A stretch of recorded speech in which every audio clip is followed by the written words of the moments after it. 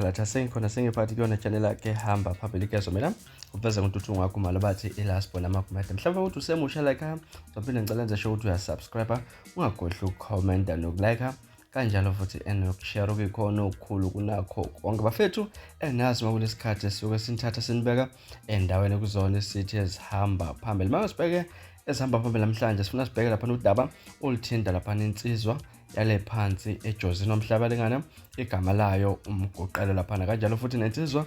efikile lapha negalelekile ende benomculo maskandi uGatsheni umfoka Gatsheni lapha insizwa lephansi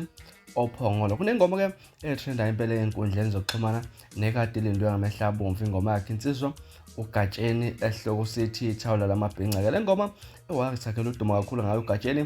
ku TikTok lapha nje edlala abantu abaningi impela bathi abasakhoni impela ukuthi babekezelele ngoma sebayilindile inoma ikanjani ke sithema sesibona esabona lapha insizwa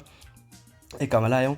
umgoqelo lapha ngipostile enkundleni zokuxhumana ikhala ngayo insizwa uGatsheni lapha ukuthi iyenze into engeyona ibulungisa ifika bhala ukuthi lento eyenze uGatsheni lapha engomeni yami ayingivumela ukuthi angithuli ithawula lamabhinqa featuring uGatsheni cause azikho izivumelwano esike saba nazo ekubeni ethathe esidala ukuthi egcina zisebenzisa le ngoma engizokuzwisa yona lapho ayicula khona uGatsheni ingoma ekade featurisha lapha uGatsheni uthe uGatsheni emangabe seyikhipha naye wase featurisha umzukulu ihloko zayo le ngoma ziyafana zombili zonke zithi ithawula lamabhinqa kodwa ke mina ke engizofisa ukuzwa ukuthi wena mhlawumbe uthino lwakho uvukanye kwakho ukuphawula ngalolu daba mhlawumbe uGatsheni alekho iphutha mangabe ethathe iverse lakhe lapha nelisebenzisa njengoba linjalo okanye mhlawumbe uphambukile bekumele mhlawumbe ayeke ingoma trend izidlulele isikhathi lapha kungabikho naye ukuthi